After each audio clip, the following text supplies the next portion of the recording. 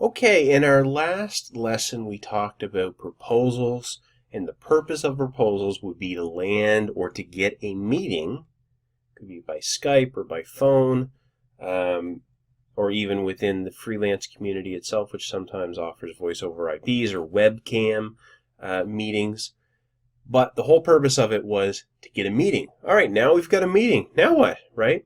Now, if you have a sales background, you're probably comfortable with it. If you don't have a sales background, that's okay. I want to give you the sort of the process to follow.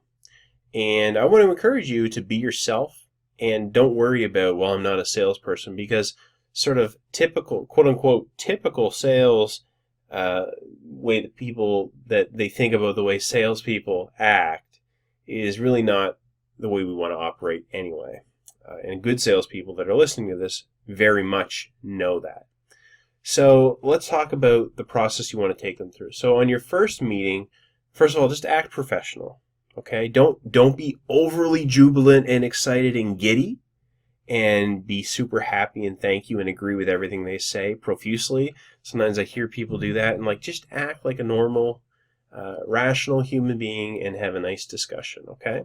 The second thing is you do want to build rapport. So you have to match the tone of the person you're speaking with. So if the person wants to shoot the breeze or have just a little bit of small talk, go ahead and do that. That's absolutely great, in fact. And it's ideal if you can do that. Now, here's what's going to happen at this stage in your meeting is the person you're talking to may take charge and say, okay, well, I want to ask you a few questions. I want to talk to you. You mentioned this in your proposal. Let's talk about it. Let's go through it. And if they do that, that's okay. But if there's an opportunity for you to take charge and they're sort of laid back, or they just say, well, tell me what you're thinking. Tell me more about yourself. Then what I recommend is that you introduce quickly what you do. Give them a 2-minute background on you. You can pretty much just use the proposal that you've already shared with them, talk about some of your accomplishments and how you've had success in the field, whether it be writing or programming or web development or graphic design or legal work, whatever it is. Just talk about what you do and why you're passionate about it, why you love it. And then what you want to do is quickly turn that and start talking about their business and say, from what I saw in your project and what I've looked up on your website, this is what I understand about your business.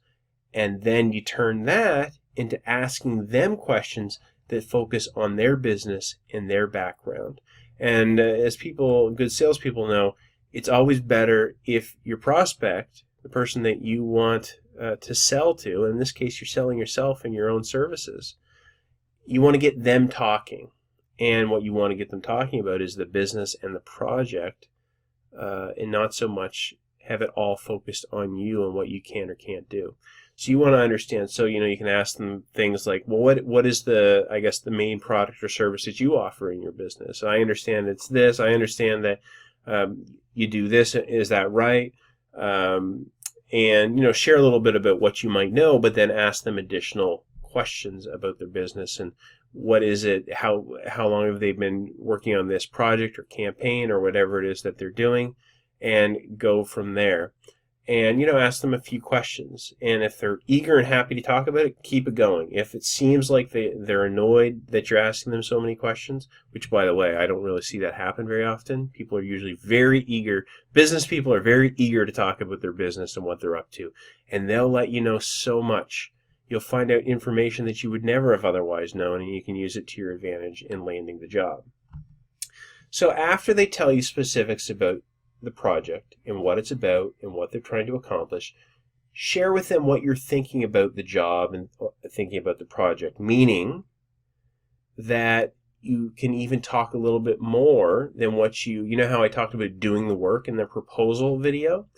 Start saying, well, what I'm thinking about what you're doing here is I would recommend A, B, and C for you is what I'm thinking. And then get their response to that. So if you're talking about a website design, you can say, well, what I'm thinking we should have the focus of your page be about trying to get people to fill out their form, get people to fill out their contact information is sort of the top priority. Let's give away a PDF that you have available as another part of the website. Let's have your contact information on part of the website, and then let's promote your main service on this page. So you start sharing your thinking about the project. That's an example of a web design and web layout. And then get their response, because they've got some thoughts and they know more about it than you do, frankly, at this stage, at least the business side of it. Okay? And then based on their response and how the conversation's going, if they're already super into you and they're kind of talking assumptively like that you're going to start, then you can almost assume they're ready to get going. I would say it normally takes a little bit longer than that. And so what I would recommend, if you don't feel that you've got the business won and they're not saying when can you start, let's talk about money, your bid was a little bit higher than I expected, what's the best you can do? If they don't start talking about that, then what you can say is, well, tell you what, let me put together some of my thoughts. I want to share some more things with you and have a discussion with you about that. Does that make sense to you? And book the next meeting. Okay, so that is my recommendation, unless, of course, they're ready to proceed. And they'll indicate to you if they want to get going. Okay? And on the first meeting, I wouldn't expect that they would. But occasionally, someone will be so impressed with you and they'll want to get going that they'll come right out and say it. And what you don't want to do at this stage is say, well, can I have the job? When can we start? Because it's just a little too early for that unless they're saying it. So what you want to do is get a commitment for the next meeting, and the most natural way to do it is, I really appreciated our conversation. I really have a good understanding now of what it is you're trying to accomplish. Let's go back to that web design example, can I do a mock-up of what I think your website would look like and the different pages and components that it would include? And I'd like to share that with you.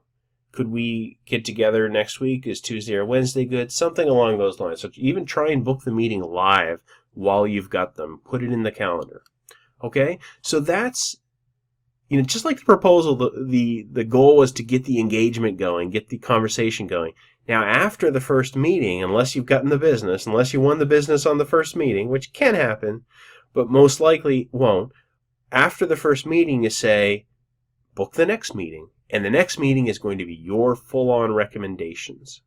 And so that's the purpose of the first meeting. I hope that makes sense.